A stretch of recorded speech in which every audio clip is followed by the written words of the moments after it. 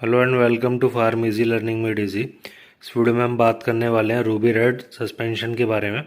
तो जो Ruby red suspension है इसका ये टोटल 200 ml का पैक है। मैक्लोइड फार्मा इसको बनाता है। तो अब इसमें फेरस अस्कॉर्बिट, फॉलिक एसिड और साइनोकोबालामिन प्रेजेंट होते हैं।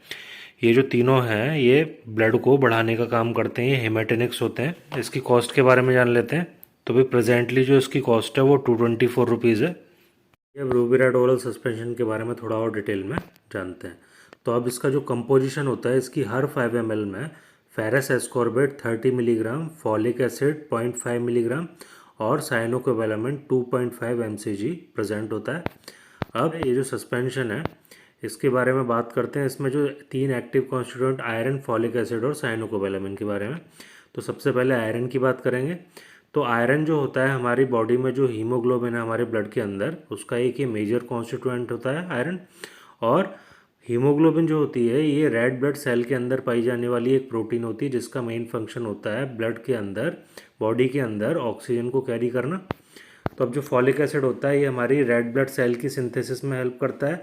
रेड ब्लड सेल की सिंथेसिस होना कहलाता है एरिथ्रोपोइसिस। एरिथ्रो का मतलब होता है रेड और पोइसिस का मतलब होता है फॉर्मेशन।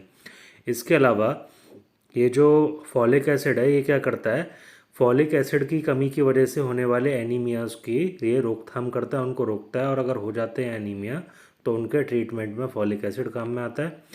जो फॉलेट जो होता है ये नेचुरल फॉर्म होती है विटामिन B9 यानी फॉलिक एसिड की। तो जो फॉलिक एसिड है ये सिंथेटिक फॉर्म है और जो फॉलेट है ये नेचुरल फॉर्म है जो कि हमको हमारी डाइट से मिलती है। तो अब बात करेंगे साइनोकोबालामिन के बारे में। तो साइनोकोबालामिन जो होता है हमारे ब्रेन और नर्व्स की प्रॉपर फंक्शनिंग के लिए ज़रूरी होता है। इसके अलावा रेड ब्लड सेल की सिंथेसिस में भी इसका रोल होता है। अब इसलिए जो रूबी रेड सस्पेंशन होता है, क्योंकि इसमें ये तीनों एक्टिव कॉन्स्टिट्यूएंट होते हैं तो ये मिलकर काम करते हैं, जिसकी वजह से आयरन की कमी से होने वाले डेफिशिएंसी, एनीमियाज जो हैं वो नहीं होते।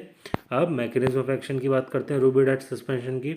ये कैसे काम करता है। तो जो रूबी रेड ओरल सस्पेंशन है ये एंटी एनीमिक मेडिकेशन है। एंटी एनीमिक का मतलब जो कि एनीमिया नहीं होने देती जब एनीमिया होता है, या फिर एनीमिया के ट्रीटमेंट के लिए इसको दिया जाता है। ये क्या करता है, हमारी बॉडी में जो आयरन स्टोर्स होते हैं और जब उन आयरन स्टोर्स में आयरन की कमी होने लगती है, धीरे धीरे करके आयरन की मात्रा कम होती जाती है, तो उन आयरन की मात्रा की पूर्ति करने के लिए ये सिरप दी जाती है। और आयरन जो होता है हमारी बॉडी में हीमोग्लोबिन के फॉर्मेशन के लिए ज़रूरी होता है। हीमोग्लोबिन का जो नाम है उसमें हीम जो है वो ये रिप्रेजेंट करता है कि हीमोग्लोबिन में आयरन प्रेजेंट है। हीम का मतलब आयरन होता है। तो जो हीमोग्लोबिन जो होता है ये, इसका काम ये है कि हमारी बॉडी में जो ऑक्सीजन है उसके साथ ये बाइंड करके पूरी बॉडी में ऑक्सीजन को ये ट्रांसपोर्ट करता है। अब साइनोकोबालामिन कैसे काम करता है। तो जो साइनोकोबालामिन होता है ये क्या करता है, विटामिन जो B12 है हमारी उसकी ये सिंथेटिक फॉर्म होती है cyanocobalamin. Vitamin B12 natural form होती है। अब ये रेड ब्लड सेल की सिंथेसिस में इसका रोल होता है, DNA की सिंथेसिस में। इसके अलावा जो विटामिन B12 है यानी जो साइनोकोबालामिन है ये हमारे ब्रेन और नर्व सेल्स हैं उनके लिए ज़रूरी होती है। इसके अलावा विटामिन B12 जो होती है हम जो हमारी डाइट में जो हम प्रोटीन लेते हैं उनके साथ में ये बाइंड करती है। तो फॉलिक एसिड की बात करते हैं। तो एरिथ्रोब्लास्ट जो होते हैं उनके प्रोलीफरेशन के लिए फॉलिक एसिड की रिक्वायरमेंट होती है। एरिथ्रोब्लास्ट जो है जब रेड ब्लड सेल्स यानी कि एरिथ्रोसाइट बनती हैं उससे पहले की स्टेज होती है, वो एरिथ्रोब्लास्ट सेल्स कहलाती हैं। तो एरिथ्रोब्लास्ट सेल्स के प्रोलीफरेशन के लिए, मल्टीप्लिकेशन के लिए फॉलिक एसिड की ज़रूरत होती है। तो फॉलिक एसिड जो होता है ये फॉलिक एसिड की कमी से होने वाले एनीमिया को ये दूर करता है। इसके साथ साथ जो इनइफेक्टिव एरिथ्रोपोइसिस है, यानी जो रेड ब्लड सेल की जो सिंथेसिस हो रही थी जो फॉलिक एसिड की वजह से जो प्रॉपर नहीं हो पा रही थी, ऐसे केस में हम फॉलिक एसिड जब हम देते हैं तो वो रेड ब्लड सेल की सिंथेसिस प्रॉपर होने लगती है। एरिथ्रोपोइसिस की प्रोसेस जो होती है वो कंप्लीट होती है प्रॉपर तरीके से और रेड ब्लड सेल्स की कमी नहीं होती। अब इसकी डोजेस की बात करेंगे तो जो एडल्ट्स हैं उसमें इसकी जो नॉर्मल जो यूजुअल डोज जो बनती हैं वो 5 से लेके 10 ml तक की होती हैं। कई बार कई कंडीशन में डॉक्टर इससे कम या इससे कुछ ज़्यादा डोज भी देते हैं। तो डॉक्टर ये तय करते हैं या आपकी एज के अकॉर्डिंग तय करते हैं कि आपको कितनी डोज देनी है, और इसके अलावा आपकी मेडिकल कंडीशंस के ध्यान में रखते हुए आपकी डोज जो होती है वो तय की जाती है। अब इसके सिम्टम्स की बात करेंगे। अगर कोई व्यक्ति जो रोबीरेड सिरप है इसकी ज़्यादा डोज ले लेता है, ज़रूरत से ज़्यादा, काफ़ी ज़्यादा डोज अगर लेता है तो ओवरडोज की वजह से उसकी जो गैस्ट्रो इंटेस्टाइनल म्यूकोसा जो है उसमें इरोजन्स हो जाएंगे, जैसे उसकी जैसे खाल उतरने लगती है, स्किन निकलने लगती है। इसके अलावा पल्मोनरी एडिमा, जो लंग्स हैं उसमें पानी का बढ़ जाना एडिमा कहलाता है। हाइपरथर्मिया का मतलब होता है बॉडी टेम्परेचर का ज़्यादा हो जाना। कन्वल्जन्स का मतलब चक्कर आना। टैकीकार्डिया होता है, टैकीकार्डिया का मतलब होता है हार्ट बीट का फास्ट हो जाना। हेपेटिक एंड रीनल इम्पेयरमेंट का मतलब होता है, जो हेपेटिक वर्ड का मतलब है हमारा लिवर और रीनल का मतलब होता है किडनी, इनका प्रॉपर तरीके से फंक्शन ना करना, इनमें डिस्टर्बेंस हो जाना। हेमेटेमेसिस, हेमेट का मतलब होता है ब्लड और एमेसिस का मतलब होता है उल्टी। तो जब उल्टी में खून आता है इसको बोलते हैं हेमेटेमेसिस। लीथर्जी का मतलब बहुत ज़्यादा थकान या कमजोरी हो जाना। इसके अलावा एसिडोसिस होता है। एसिडोसिस वो कंडीशन होती है जब हमारे बॉडी फ्लूइड जैसे कि ब्लड में एसिड की मात्रा ज़्यादा बढ़ जाती है। अब इसकी फ्रीक्वेंसी ऑफ डोजिंग की बात करते हैं तो दिन में इसको 3 बार तक दिया जा सकता है, 2 बार या 3 बार, डॉक्टर इसको डिसाइड करने वाले हैं कि कितनी बार देना है। और इसको क्या करना है, इसको खाने से पहले ले सकते हो आप, लेकिन अगर खाने से पहले लेने से आपके स्टमक में इरिटेशन वगैरह हो रहा है, कोई प्रॉब्लम हो रही है, गैस बन रही है, पेट फूल रहा है, तो आप इसको खाने के साथ में ले सकते हो, खाने के बाद में ले सकते हो। अब इसके जो पॉसिबल साइड इफ़ेक्ट्स हैं, पॉसिबल मैंने शब्द इसलिए बोला क्योंकि संभावित साइड इफ़ेक्ट्स हैं, ये हो सकते हैं, किसी व्यक्ति में देखने को मिलते हैं, किसी में नहीं मिलते।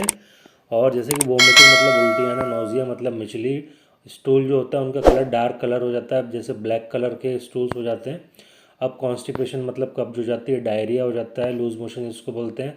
अब इसमें जो कॉन्स्टिट्यूएंट्स हैं एक एक करके उनके बारे में जानते हैं। जैसे कि जो आयरन होता है, जैसा कि मैंने अभी आपको पहले भी बताया कि हमारी बॉडी में जब आयरन स्टोर्स जो होते हैं उनमें जब आयरन की कमी होने लगती है तो उसके लेवल को इम्प्रूव करने के लिए ये दिया जाता है।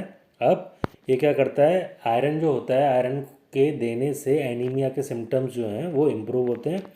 इसके अलावा जो हमारे स्टूल का कलर्स है, जब हम आयरन की वजह से आयरन जब हम लेते हैं तो जो हमारे स्टूल का कलर्स है, स्टूल जो है हमारे वो डार्क कलर के हो जाते हैं, ब्लैक कलर के हो जाते हैं। इसका मतलब ये होता है कि हमारी बॉडी में आयरन जो है वो बेहतर तरीके से एब्जॉर्ब हो रहा है और वो फीसेस के रास्ते वो बाहर निकल रहा है।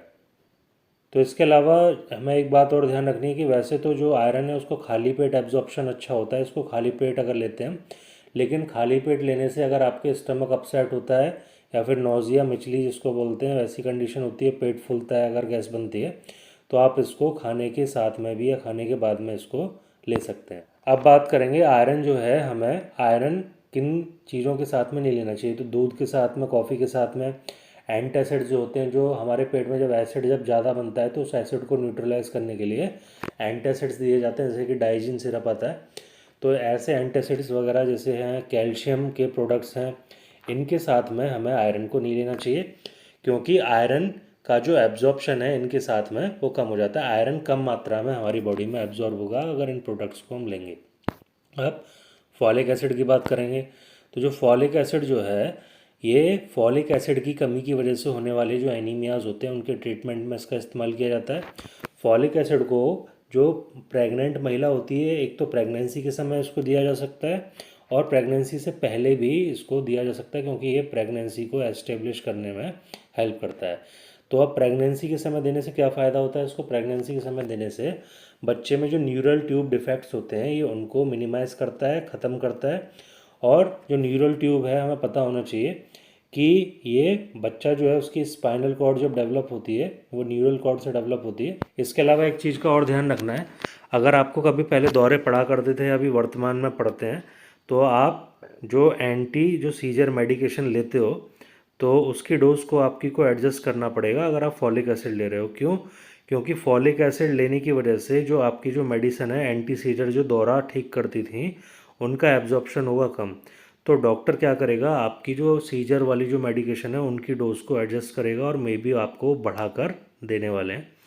अब इसके अलावा साइनोकोबालामिन की बात करते हैं। जो साइनोकोबालामिन जो होता है वो विटामिन B12 की सिंथेटिक फॉर्म है। विटामिन B12 जो है वो नेचुरल फॉर्म है, हमें डाइट से मिलती है, और साइनोकोबालामिन को प्रिपेयर किया जाता है, सिंथेसाइज किया जाता है।